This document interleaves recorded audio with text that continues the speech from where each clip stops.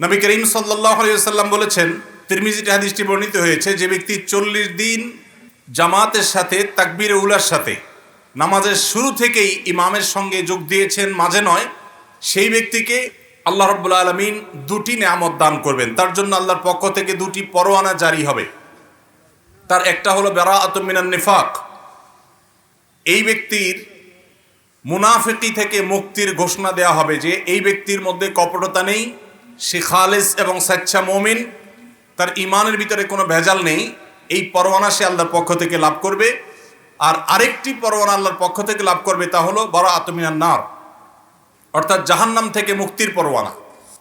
একজন মুসলমানের জীবনে এই দুটি প্রাপ্তি, এর চাইতে বড় কোনো প্রাপ্তির বিষয় আর হতে পারে না। একদিক থেকে সচ্চা মুসলমান, খাঁটি মুসলমান হওয়ার সার্টিফিকেট, অপর দিক থেকে জাহান্নাম থেকে মুক্ত হওয়ার সার্টিফিকেট। যারা টানা 40 দিন তাকবীরে উলার সাথে নামাজের শুরু থেকে শেষ পর্যন্ত ইমামের সাথে জামাতে শামিল হতে পেরেছে, সেই মানুষগুলোর জন্য এই সৌভাগ্যের ঘোষণা দিয়েছেন আমাদের প্রিয় নবী সাল্লাল্লাহু আলাইহি সাল্লাম। যে যুবক টানা 40 দিন জামাতের সাথে নামাজ পড়তে পারবে, সেই যুবক যে একজন পরিশ্রমী, তার মধ্যে যে নিয়মানুবর্তিতা রয়েছে, তার মধ্যে যে কোনো কাজে লেগে থাকার মানসিকতা রয়েছে, তার যে সময় জ্ঞান রয়েছে, তার যে আরও অনেক কোয়ালিটি রয়েছে, এই 40 দিন জামাতের সাথে তাকবীরে উলার সাথে নামাজে শামিল হওয়ার মধ্য দিয়ে সেটি সে প্রমাণ করতে পারে। সম্মানিত উপস্থিতি, একজন অলস, একজন অকর্মণ্য মানুষ তার দ্বারা 40 দিন টানা 5 ওয়াক্ত নামাজে প্রত্যেক ওয়াক্তই সময় মতো হাজির হয়ে তাকবীরে উলার সাথে জামাতে নামাজ পড়া সম্ভব নয়। আমরা অনেকেই হয়তো জানি, আমাদের প্রাণের নবী, প্রিয় নবী সাল্লাল্লাহু আলাইহি ওয়াসাল্লাম আল্লাহর কাছে যে সমস্ত বিষয় থেকে পানাহ চেয়েছেন, আশ্রয় চেয়েছেন, যেসব বিষয় থেকে তিনি মুক্তি চেয়েছেন, তার মধ্যে থেকে একটি হলো অলসতা। তিনি দোয়া করতেন, আল্লাহুম্মা ইন্নী আউযু বিকা মিনাল আজজি ওয়াল কাসাল, আল্লাহ আপনার কাছে আমি অক্ষমতা থেকে, অলসতা থেকে পানাহ চাই। সম্মানিত যুবক এবং তরুণ বন্ধুরা আমার, আমাদের সমাজে অনেককে দেখবেন তারা অলস, তারা অকর্মণ্য, তারা বাবার হোটেলে খান, তারা কোনো পরিশ্রম করতে রাজি নন। বিশেষ করে আমাদের এই অঞ্চলে, এ বৃহত্তর নোয়াখালী অঞ্চলে অনেকেরই ভাই বাবা বিদেশে আছেন, প্রবাসে আছেন, সেখান থেকে টাকা পাঠাচ্ছেন। আর দেশে যে আছেন, সে টোটো করে ঘুরে বেড়াচ্ছেন, আড্ডাবাজি করছেন, চায়ের দোকানে, বিভিন্ন বাজারে বাজারে ঘুরছেন এবং ক্লাবে ক্লাবে ঘুরছেন এবং সময় নষ্ট করছেন। আমরা সেই ধর্মের অনুসারী, যেই ধর্মে অলসতার কোনো সুযোগ নেই। 40 দিন টানা তাকবীরে উলার সাথে নামাজ পড়তে পারা, এটা তো রীতিমতো আমাদের সেনাবাহিনীর সদস্যরা যেরকম ট্রেনিং নিয়ে থাকে, সেরকম ট্রেনিংগুলোর মতো অত্যন্ত কষ্টসাধ্য একটা ট্রেনিংয়ের মতো। আমি আবারও বলতে চাই, টানা 40 দিন যিনি 5 ওয়াক্ত নামাজ নিয়মিত জামাতের সাথে আদায় করতে পেরেছেন, এই লোকটা পরিশ্রমী, এই লোকটার সময় জ্ঞান আছে, এই লোকটা অত্যন্ত সিরিয়াস যে কোনো কাজে, এবং তার মধ্যে অলসতা নেই, তিনি নিয়মানুবর্তী, আরও অনেক যোগ্যতা একসাথে তার মধ্যে রয়েছে। এই জিনিসকে তিনি প্রমাণ করতে পারছেন। আমরা যারা এই অ্যাচিভমেন্ট করতে পারি নাই, আমি আজকের অনুষ্ঠানের মাধ্যমে তাদেরকে বলবো, আসুন এর জন্য আমরা চ্যালেঞ্জ গ্রহণ করি। সবাই চেষ্টা করতে পারি তো ইনশাআল্লাহ? আল্লাহ তাআলা আমাদের সবাইকে জীবনে একবার হলেও প্রিয় নবী সাল্লাল্লাহু আলাইহি সাল্লামের এই গুরুত্বপূর্ণ সুন্নাহর উপরে, এই নির্দেশনার উপরে আমল করার তৌফিক দান করুন। সম্মানিত উপস্থিতি, আজ আমাদের সমাজে তরুণদের দিকে তাকালে আমরা নানা কারণে দুশ্চিন্তায় পড়ে যাই, আমরা নানা কারণে পেরেশান হয়ে পড়ি। শুধুমাত্র এই বছর এসএসসি এবং দাখিল পরীক্ষার ফলাফল প্রকাশের পর 8 থেকে 10 জন শিক্ষার্থী অকৃতকার্য হওয়ার কারণে আত্মহননের পথে পা বাড়িয়েছে। প্রত্যেকটি পাবলিক পরীক্ষার ফলাফল প্রকাশের পর এই ধরনের অনাকাঙ্ক্ষিত ঘটনা আমরা শুনতে পাই। আমাদের মধ্যে যারা বয়সের তরুণ, সে সমস্ত তরুণ এবং যুবক বন্ধুদেরকে বলতে চাই, মা বাবা একটি সন্তানকে তিল তিল করে কিভাবে গড়ে তোলেন, কিভাবে তাদেরকে মানুষের মতো মানুষ করেন, তার জন্য তাদের কত শ্রম, কত মেধা, কত ভালোবাসা, কত তাদের অবদান এর পেছনে তাদের থাকে, সেটি আমরা অনেকে বুঝতে পারি না। আর যার কারণে আমরা সামান্য একটু দুশ্চিন্তায়, সামান্য একটু বিপদে আমরা আত্মহননের পথে পা বাড়াই। অথচ আমরা জানি ইসলাম যে সমস্ত বিষয়গুলোকে মহাপাপ হিসাবে, সবচেয়ে বড় অপরাধ হিসাবে গণ্য করেছে, সেই বড় অপরাধগুলোর মধ্যে থেকে একটা হলো আত্মহত্যা। আত্মহত্যা কেন মহাপাপ? কারণ একজন মানুষ আত্মহত্যা তখনই করে যখন সে সকল আশা ছেড়ে দেয়। একজন ইমানদার তিনি কখনো নিরাশ হওয়ার কোনো সুযোগ নেই। ইমানদার কখনো আশা ছাড়তে পারে না। সমস্ত দুয়ার বন্ধ হয়ে গেলেও, সকল পথ বন্ধ হয়ে গেলেও, আমার দেয়ালে পিঠ থেকে গেলেও আল্লাহ রাব্বুল আলামিন ওই জায়গা থেকে আমাকে ব্যাক করাতে পারেন কি পারেন না? আল্লাহর কাছে অসম্ভব বলতে কিছু আছে? এই পৃথিবীতে শত সহস্র মিরাকল, শত সহস্র অলৌকিক ঘটনা আমাদের চোখের সামনে দিয়ে অনবরত ঘটে। আমরা একটু চোখ মেলে তাকালেই দেখতে পাবো বহু অসম্ভব ধরনের কঠিন কঠিন ঘটনার সাক্ষী আমাদের এই দুই চোখ। অতএব আমরা সর্বাবস্থা আল্লাহর প্রতি আস্থাশীল থাকব। আমাদের জীবনে পরীক্ষা সামগ্রিক জীবনের তুলনায় খুবই ক্ষুদ্র একটি পার্ট জীবনের। অতএব এটাই জীবনের একমাত্র বিষয় নয়।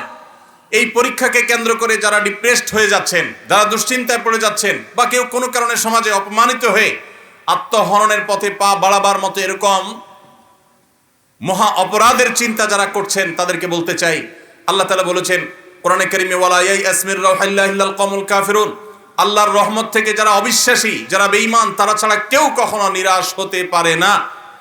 যাদের আল্লাহর প্রতি বিশ্বাস নেই তারা আশা ছেড়ে দিতে পারে, কিন্তু আপনি আমি যারা আল্লাহর প্রতি বিশ্বাস করি, আমরা ভরসা করব আল্লাহর প্রতি যে আমার দেয়ালে পিঠ থেকে গেছে, একটা বিপদ হয়েছে, আরেকটা সুদিন আমার আসবে, একটি সমস্যা হয়েছে, বহু সুবিধা আমার জীবনে আসবে। আল্লাহ বলেছেন ইন্নামা আল উসরি ইউসরা, নিশ্চয়ই কষ্টের সাথেই মানুষের সুখ রয়েছে, দুঃখের সাথেই সুখ রয়েছে, মানুষের বিপদের সাথেই মানুষের বিপদ মুক্তির উপায়ও রয়েছে। এই জন্য একজন ইমানদার কখনো ডিপ্রেশনে পড়তে পারে না। সময়ত উপস্থিতি, আজ আমাদের তরুণ প্রজন্মের সামনে শত সহস্র বাধা রয়েছে। এর মধ্যে সবচেয়ে বড় বাধা হলো মাদকের বাধা। আজ আমি কয়েকটি মাদকের কথা আপনাদের সঙ্গে শেয়ার করতে চাই, যে মাদকগুলো আমাদের তরুণদেরকে ধ্বংস করে দিচ্ছে, যে মাদকগুলো আমাদের ক্যারিয়ার ধ্বংস করছে, যে মাদক আমাদের পরিবারগুলোকে ভেঙে খান খান করে দিচ্ছে, যেই মাদকতা আমাদের সমাজকে নষ্টের শেষ জায়গায় পৌঁছে দিচ্ছে, অতল তলে হারিয়ে দিচ্ছে। সেই মাদকগুলোর মধ্যে থেকে সর্বপ্রথম এবং প্রধান হলো খোঁজ যে মাদক দ্রব্য আছে সেগুলো। আজ মাদক দ্রব্য আমাদের অনেক ভালো এবং সম্ভ্রান্ত পরিবারের ছেলেদেরকে, মেয়েদেরকে ধ্বংসের দ্বার প্রান্তে নিয়ে যাচ্ছে। বহু বাবা মায়ের চোখের পানি পড়ছে, বহু সন্তানের জীবন ধ্বংস হচ্ছে। কিন্তু এর শুরু যখন হয় তখন আমরা অনেকে টের পাই না। বিশেষ করে যারা বয়সে তরুণ, তাদেরকে বলতে চাই, কেন ইসলাম বলেছে অসৎ সঙ্গে সর্বনাশ? কেন আল্লাহ সুবহানাহু ওয়া তাআলা কোরআনে নির্দেশ করেছেন ইয়া আইয়ুহাল্লাযীনা আমানুত্তাকুল্লাহ ওয়া কুনু মা'আস সাদিকিন, হে ঈমানদারেরা, হে মুসলিম সদস্যরা, তোমরা সব সময় আল্লাহর তাকওয়া অবলম্বন করবে, আর এটার জন্য সত্যবাদী, ভালো, নিষ্ঠাবান এবং খালিস ভালো মানুষদের সান্নিধ্য এবং তাদের সংস্রব গ্রহণ করবে। আমরা যারা বয়সে তরুণ, আমরা লক্ষ্য রাখবো আমরা কাদের সাথে মিশছি। আমি যাকে বন্ধু হিসাবে গ্রহণ করছি, আমি যার সাথে মিশছি, যার সাথে উঠা বসা করছি, সে ভালো মানুষ কিনা, সে ভালো মুসলিম কিনা, সে 5 ওয়াক্ত নামাজ পড়ে কিনা। যিনি 5 ওয়াক্ত নামাজ পড়েন তার দ্বারা কখনো মাদক আসক্ত হওয়া সম্ভব নয়। পৃথিবীতে যত খুনি পাবেন, সমস্ত খুনিদের প্রায় সবাই কোনো না কোনোভাবে মাদকের সাথে সম্পৃক্ত।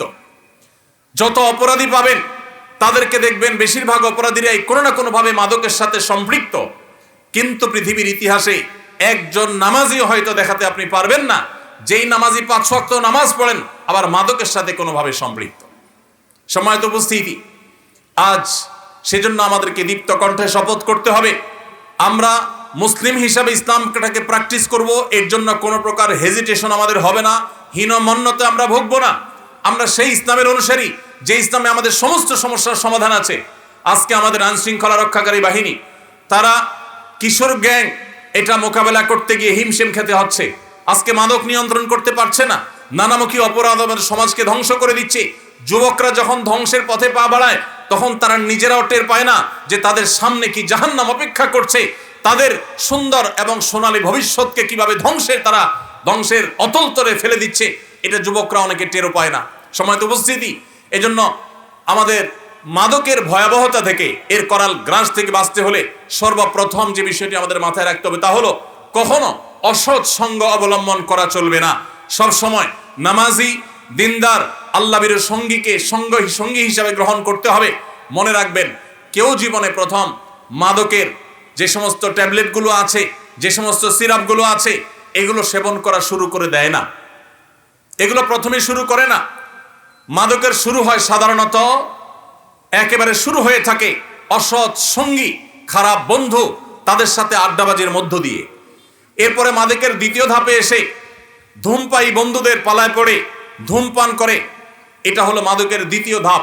মাদকের তৃতীয় ধাপে মানুষ একটা পর্যায়ে গিয়ে মাদক দ্রব্যের দিকে হাত বাড়িয়ে ফেলে। অতএব আমরা প্রথম থেকে যেন বাদ দেই, ইসলাম সেই শিক্ষা দিয়েছে। দেখুন, ইসলাম বলেছে লা তাকরাবুজ জিনা, তোমরা ব্যভিচারের কাছেও যেও না। একজন নারী তিনি সম্মানিতা, একজন নারী তিনি মা, তিনি বোন। নারীকে সম্মান করতে হবে, সেজন্য নারী কোনোভাবে যৌন নিগ্রহের শিকার যেন না হয়। আল্লাহ তাআলা আমাদেরকে বলেছেন ওয়ালা তাকরাবুজ জিনা, তোমরা জেনার কাছেও যেও না। কেন আল্লাহ বলেছেন জেনার কাছেও যেও না? কারণ আল্লাহ জানেন জেনা, ব্যভিচার এমন অপরাধ, এগুলো সরাসরি কেউ লিপ্ত হয় না, কাছাকাছি যায়, তারপরে মানুষ সেই অপরাধে লিপ্ত হয়। অতএব জেনার কাছেও যেতে আল্লাহ তাআলা নিষেধ করেছেন, তার মানে আগে থেকে বাদ দিতে বলেছেন। আপনি কোনো অপরাধ এর দিকে পা বাড়াতে পারেন, কোনো অপরাধের দিকে আপনি ধাবিত হতে পারেন, তার পথগুলো আগে থেকে রুদ্ধ করা এবং বন্ধ করার নির্দেশ কিন্তু ইসলাম দিয়েছে। সম্মানিত উপস্থিতি, এজন্য সমস্ত অপরাধ এগুলো আগে থেকে বন্ধ করার, আগে থেকে সেগুলোর দ্বারগুলোকে বন্ধ করার নির্দেশনা ইসলাম দিয়েছে।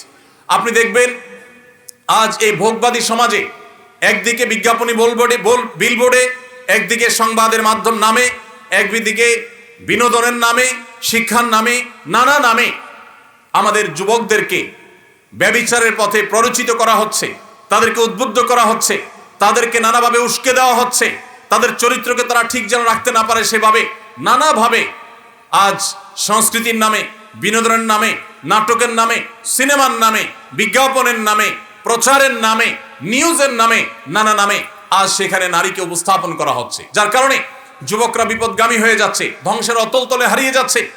আর এই জন্য সমস্ত অপরাধের ব্যাপারে ইসলামের মূল নীতি হলো যে আগে থেকে বাদ দেওয়া। যে অপরাধে আমি পতিত হতে পারি, আগে থেকে সাবধান থাকা। আপনি যদি কোনো খারাপ সঙ্গীর সংস্রবে যান, তাহলে আপনি একসময় মাদক আসক্ত হবেন, আপনি একসময় খুনি হতে পারেন, আপনি একসময় সন্ত্রাসী হতে পারেন। ভাইরা আমার, আমাদের এই প্রিয় স্বদেশকে, প্রিয় মাতৃভূমিকে, এই সোনালী দেশকে যদি আমাদের সাজাতে হয়, মুসলিম হিসাবে মুসলমানের মুখকে যদি উজ্জ্বল করতে হয়, তাহলে আমাদের যুব সমাজকে ঘুরে দাঁড়াবার কোনো বিকল্প পথ খোলা নেই। যুবক ভাইরা, আপনাদেরকেই শপথ করতে হবে, মাদকের বিরুদ্ধে দাঁড়াতে হবে। মনে রাখবেন, মাদক মানুষের বিবেককে ধ্বংস করে দেয়। মানুষের বিবেক লোপ পেয়ে যায় মাদক আসক্তির মাধ্যমে, মাদক সেবনের মাধ্যমে। বিবেক হলো আল্লাহ তাআলার সবচেয়ে বড় নিয়ামত। যেই দ্রব্য গ্রহণ করার মাধ্যমে মানুষ অস্বাভাবিক হয়ে যায়, মানুষ পাগল হয়ে যায়, মানুষ বিকৃত মস্তিষ্ক হয়ে যায়, মানুষের স্বাভাবিকত্ব থাকে না, সেটা কখনো সুখাদ্য, সেটা কখনো সুপানীয় হতে পারে না, সেটা কোনো আদর্শ খাবার বা পানীয় হতে পারে না। কোরআনে আল্লাহ রাব্বুল আলামিন বারবার সাবধান করেছেন, কারণ মানব জাতির ধ্বংসের জিনিসগুলো সম্পর্কে আল্লাহ তাআলা আমাদেরকে সাবধান করেছেন। আল্লাহ তাআলা আমাদের প্রতি দয়ালু। ভাইরা আমার, গোটা পৃথিবীতে যত মানুষ দেখবেন, এর মধ্যে যারাই মাদকের সাথে কোনো না কোনোভাবে ইনভলভ হয়েছেন এবং মাদকাসক্ত হয়েছেন এবং মাদকে ইউজ টু হয়ে গেছেন, এই মানুষগুলো তারা নিজেদের বিপদের কারণ হয়েছে, তারা সমাজের বিপদের কারণ হয়েছে, তারা ধ্বংস টেনে এনেছে নিজের এবং পরিবারের এবং দেশের এবং মানব সভ্যতার ধ্বংস তারা টেনে এনেছে। ইসলাম এমনিতে নিষেধ করেনি। ভাইরা আমার, আপনারা জানেন যে মাদক যারা গ্রহণ করে, এদের বডিতে ইমিউন সিস্টেম উইক হয়ে যায়, দুর্বল হয়ে পড়ে। যারা মাদক আসক্ত থাকে, তাদের শরীরে রোগ প্রতিরোধ ক্ষমতা কমে যায়, দুর্বল হয়ে যায়। আমি শুধু একটা ছোট এক্সাম্পল আপনাদেরকে দিতে চাই। এই যে কোভিড-19 হলো, আপনারা দেখেছেন আমেরিকার মতো দেশ, ইটালির মতো দেশ, উন্নত বিভিন্ন দেশগুলো, তারা রীতিমতো এই কোভিড-19 আঘাতে পর্যুদস্ত হয়ে পড়েছে, তাদের সিস্টেম মুখ থুবড়ে পড়েছে। আমাদের পার্শ্ববর্তী দেশ ভারতের দিল্লিতে লাশ সৎকার করার সিস্টেম ভেঙে পড়েছিল, লাশের স্তূপ হয়ে যাচ্ছিল, লাশ সৎকার করার মতো ব্যবস্থা হচ্ছিল না, সেটা নিয়ন্ত্রণ করা যাচ্ছিল না, এত বেশি মানুষ মারা গেছে। আপনারা অবাক ভরে লক্ষ্য করেছেন, তুলনামূলকভাবে মুসলিম দেশগুলো কোভিড-19 এই আঘাত থেকে তুলনামূলকভাবে অনেক কম ক্ষতিগ্রস্ত হয়েছে। এবং স্পেশালি আমি যদি বলতে চাই, আমাদের প্রিয় মাতৃভূমি, আমাদের প্রিয় স্বদেশ বাংলাদেশ, এখানে কোভিড-19 কিন্তু উল্লেখযোগ্য তেমন কোনো ক্ষতি হয়নি। আমরা দেখেছি যে ইউরোপিয়ানদের কাছে, আমেরিকানদের কাছে অনেক ভালো মাছ ছিল, তাদের কাছে 3 লেয়ারের মাছ ছিল, অনেক স্বাস্থ্যসম্মত, এবং তাদের অনেক ভালো ভালো মাস্কের পাশাপাশি আপনার স্যানিটাইজার ছিল, তাদের হসপিটাল, তাদের চিকিৎসা ব্যবস্থা সবকিছু উন্নত ছিল। আমাদের এই গরিব দেশ ভালো মাস্কও ছিল না, ভালো আমাদের আপনার স্যানিটাইজারও ছিল না, আমাদের হসপিটাল, আমাদের অন্যান্য যে সমস্ত সাপোর্টগুলোর দরকার হয় সেগুলোর যথেষ্ট কম আছে জনসংখ্যার তুলনায়, আমরা সবাই জানি। এরপরও আমাদের দেশে তেমন কোনো সমস্যা হয়নি। এর অন্যতম প্রধান কারণ, আপনি যদি 10টি কারণ বলেন, এই 10টি কারণের ভিতরে একটি কারণ, অন্যতম একটি কারণ অবশ্যই আমি এটা বলবো যে আমাদের এই দেশের মানুষ, বেশিরভাগ মানুষ তারা ধর্মে মুসলমান, এমনকি অন্য ধর্মাবলম্বীও যারা আছেন, তারা এদেশের মানুষেরা সাধারণ মানুষ মাদকে আসক্ত থাকে না, তারা মাদক সেবন করে না।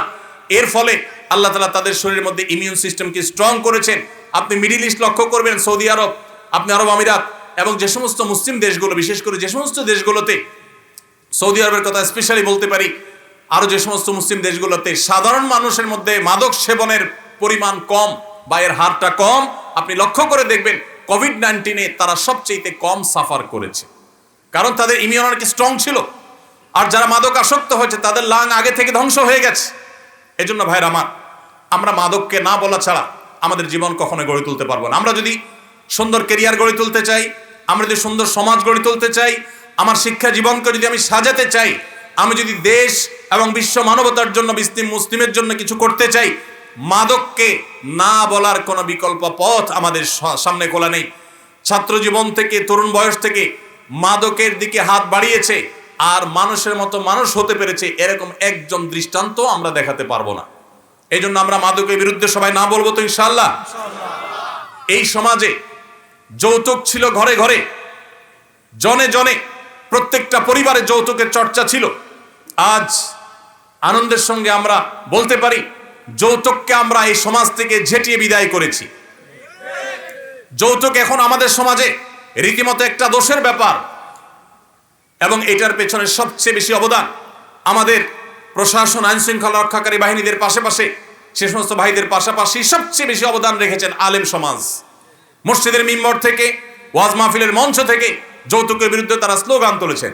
আজকে আমার সফর সঙ্গী গাড়ি চালক, তাকে আমি রসিকতা করে জিজ্ঞেস করলাম যে আম কাঁঠালের সিজন চলছে, তোমার শ্বশুরবাড়ি থেকে যৌতুক হিসাবে আম কাঁঠাল পাও নাই? তো সে আমাকে হেসে উঠে বলল, আমার মাকে পরিষ্কার করে বলে দিয়েছি যে কোনো অবস্থাতে শ্বশুরবাড়ি থেকে যেন এই মৌসুমি ফল আমাদের বাসায় না আসে, কোন অবস্থাতে যেন না আসে, সেজন্য আসে নাই। আমি খুব আনন্দিত হয়েছি, আল্লাহর কাছে শুকরিয়া আদায় করেছি যে আমাদের সমাজের সর্বস্তরের মানুষ যৌতুক যে অপরাধ এই জিনিসটি তারা বুঝতে শিখেছে। ঠিক একইভাবে আমাদের যে সমস্ত তরুণ বন্ধুরা মাদকের দিকে চলে যায়, তাদেরকে বাঁচাবার জন্য আমাদেরকে উদ্যোগ গ্রহণ করতে হবে। তবে এক্ষেত্রে আমি অবশ্যই বলতে চাই, এক্ষেত্রে আমাদের মূল ভূমিকা রাখতে হবে আইন শৃঙ্খলা রক্ষাকারীর ভাইদেরকে, আমাদের বিজিবি সহ বিভিন্ন বাহিনী যারা বর্ডার হয়ে আমাদের বিভিন্ন পার্শ্ববর্তী দেশ থেকে, সেটা বার্মা থেকে হোক আর ভারত থেকে হোক, যে সমস্ত মাদক দ্রব্য আসে, এই রাস্তাটাকে যদি একেবারে খুব স্ট্রংলি বন্ধ করে দেওয়া হয়, তাহলে মাদকের এই করাল থাবা থেকে আমরা অনেকেই বেঁচে যাব। অনেক পরিবার হাহাকার থেকে বেঁচে যাবে। কত নারী আমাদের অফিসে আসেন, চোখের পানি ফেলেন, অনেক উচ্চপদস্থ কর্মকর্তা, অনেক প্রতিষ্ঠিত ব্যবসায়ী, সমাজের মান্যগণ্য ব্যক্তি শুধুমাত্র মাদকে আসক্ত হওয়ার পর তার সোনালী সংসার ভেঙে খান খান হয়ে গেছে, তার পরিবার ধ্বংস হয়ে গেছে, তার ব্যবসা শেষ হয়ে গেছে, তার ক্যারিয়ার শেষ হয়ে গেছে। আপনি আমেরিকাতে, ইউরোপে কয়দিন পরপরই শুনবেন যে তাদের বিদ্যালয়ে, পার্টি সেন্টারে, কোনো শপিং মলে, আততায়ীর গুলিতে অনেক মানুষ মারা গেছে, অনেক মানুষকে খুন করা হয়েছে। এরকম যতগুলো ঘটনা আপনি দেখবেন, সমস্ত ঘটনার পেছনে আপনি সন্দেহাতীতভাবে মাদকের যোগসূত্র খুঁজে পাবেন। এরা সবাই মাদকে আসক্ত হয়, তারপরে তারা এই ভয়াবহ কর্মকাণ্ড চালায়। এই জন্য এটাকে সমস্ত অপরাধের মূল এবং মা বলা হয়েছে ইসলামে। এজন্য মাদকের বিরুদ্ধে আমাদের যুদ্ধের ঘোষণা দিতে হবে। আমরা সবাই প্রস্তুত আছি তো ইনশাআল্লাহ? আল্লাহ আমাদের যাদেরকে নিরাপদ রেখেছে, বিশেষ করে আমি তরুণ বন্ধুদেরকে বলতে চাই, আপনাদেরকে শপথ করতে হবে যে আমি কোনো খারাপ বন্ধুর পাল্লায় পড়বো না, আমি কোনো খারাপ বন্ধুর সাথে চলবো না। আমার যে বন্ধু রাস্তায় দাঁড়িয়ে আরেকটি মেয়েকে টিজ করে, আমার যে বন্ধু রাস্তায় দাঁড়িয়ে আরেকটি মেয়েকে নিয়ে টিটকারি করে, রসিকতা করে, তার ব্যক্তিত্ব নষ্ট করে, ক্ষুণ্ণ করে, কোনোভাবে তাকে হ্যারাসমেন্ট করে, মুখে উত্ত্যক্ত করে, সোশ্যাল মিডিয়াতে উত্ত্যক্ত করে, ইনবক্সে উত্ত্যক্ত করে, সে আমার কখনো বন্ধু হতে পারে না, সে আমার শত্রু। এই বন্ধুকে যদি আপনি বন্ধু হিসেবে গ্রহণ করেন, মনে রাখবেন কোরআনে কারিমে আল্লাহ তাআলা বলেছেন কিয়ামতের ময়দানে মানুষ হাত কামড়াবে, ইয়াউমা ইয়াউদ্দুয যালিমু আলা ইয়াদাইহি, দুই হাত কামড়াবে মানুষ আফসোস এবং আক্ষেপে, এবং বলবে, মানুষ কেঁদে কেঁদে আফসোস করে দুই হাত কামড়াতে কামড়াতে বলবে যে লাইতানি ইত্তাখাযতু মা'আর রাসূলি সাবিলা, আক্ষেপ, যদি আমি রাসূলের কথা শুনতাম, আমি যদি রাসূলের পথ গ্রহণ করতাম, আমি যদি অমুক বন্ধুর বন্ধুতা, তার সঙ্গ, তার সংস্রব, এটা যদি আমি গ্রহণ না করতাম, অবলম্বন না করতাম, তাহলে আমি আজ এই বিপদগামিতার পথে, এই ধ্বংসের পথে, এই জাহান্নামের পথে আমাকে আসতে হতো না। এজন্য ভাইরা আমার, সকল ধ্বংসের মূল হলো, শুরু হলো এই অসৎসঙ্গ থেকে। আপনার স্কুলে, আপনার কলেজে, সব জায়গায় রুচিবান বন্ধুদেরকে আপনি গ্রহণ করবেন। রুচিবান, যে সমস্ত বন্ধু অন্য মেয়েকে দেখে টিজ করে, তাদের ছবি দেখে বাজে কল্পনা জল্পনা করে, মন্তব্য করে, অশ্লীল উক্তি করে, সেটা বিভিন্নভাবে হোক, তাকে হ্যারাসমেন্ট করে হোক, তার অগোচরে হোক, যেভাবেই হোক না কেন, এই বন্ধু আপনাকে এড়িয়ে চলতে হবে। এই বন্ধুই আপনাকে মাদকের দিকে নিয়ে যাবে, আপনি টেরও পাবেন না। যারা মাদকে আসক্ত হয়, কেউ ইচ্ছাকৃত জেনে শুনে, এর পরিণাম জেনে ঠান্ডা মাথায় একজন মানুষ মাদকে আসক্ত হয় না। মাদকের পথে পা বাড়াবার শুরুতে যে ধ্বংসটা হয়ে যায়, এটা বুঝতে তার অনেক সময় লাগে, ততক্ষণে আর ফেরার সুযোগ থাকে না। এজন্য আমরা অসৎ সঙ্গী ত্যাগ করবো তো ইনশাআল্লাহ। কোন বেনামাজি আমার বন্ধু হতে পারে না, কোন মেয়েদের টিজকারী উত্ত্যক্তকারী আমার বন্ধু হতে, এরকম বন্ধু দেখলে ওইরকম বন্ধু থেকে আমি বেরিয়ে আসব, আমি সৎসঙ্গ অবলম্বন করব। তাহলে দেখবেন আপনার সামনে সোনালী ভবিষ্যৎ অপেক্ষা করবে, আপনি সুন্দর জীবন করতে পারবেন। ভাইরা আমার, মাদকের মতো এরকম বিষয় যেটা নিয়ে আমাদের ঘন্টায় ঘন্টায় কথা বলা দরকার, কিন্তু আমাদের হাতে সময় নেই। মাদকের পাশাপাশি আরেকটি মাদকতার কথা বলতে চাই। আমি কয়েকটি মাদকের কথা বলতে পারি, যে কয়েকটি মাদক আমাদের যুব সমাজকে ধ্বংস করে দিচ্ছে। এর মধ্যে একটা হলো মাদক দ্রব্য, যেটা বিভিন্নভাবে আমাদের শরীরে অনেকে গ্রহণ করে থাকেন।